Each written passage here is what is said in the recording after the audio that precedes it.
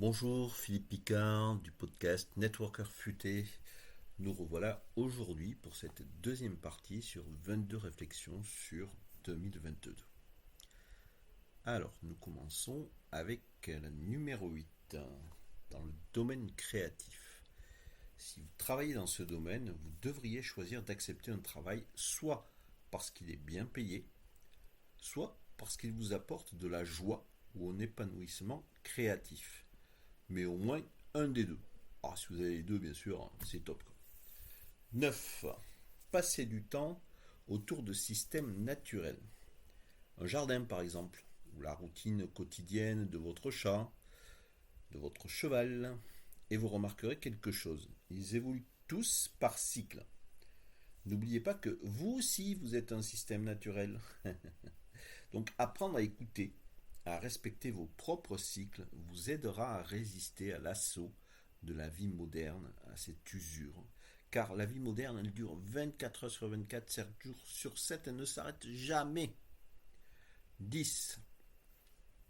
Alors le 10, c'est bien choisir ce que nous voulons obtenir. Rappelez-vous que les personnes qui réussissent le mieux sont souvent, très souvent, récompensées de leur dur labeur par une quantité toujours plus grande de dur labeur. Donc, si vous montez sur une échelle, assurez-vous que vous voulez réellement ce qui se trouve au sommet. Et le 11, c'est poser l'échelle sur le bon mur. Et oui, je reviens sur l'échelle. Assurez-vous que votre échelle, elle est posée sur le bon mur. La bonne direction est à réfléchir dès le début d'un projet. Et si vous ne savez pas où mène ce mur, posez la question. Et si la réponse est floue, bon, attention. Donc 12, ça vient avec simplifier la communication.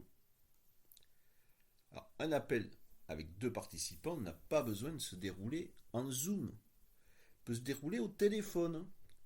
Et un appel sur deux pourrait très bien se traiter avec un simple mail. Croyez-moi, celui-là, je l'adore. 13. Accepter l'incertitude.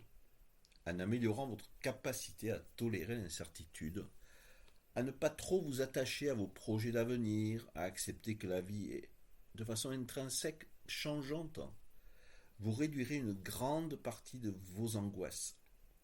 Surtout dans cette période où on a tout le temps des grands chamboulements à l'échéance plus qu'incertaine. 14.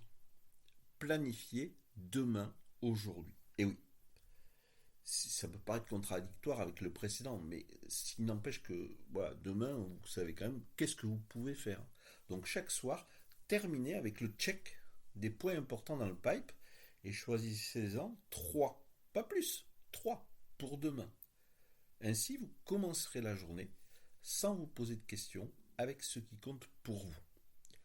Voilà, 7 de plus, et puis on se retrouve pour un troisième épisode afin de terminer ces réflexions sur 2022.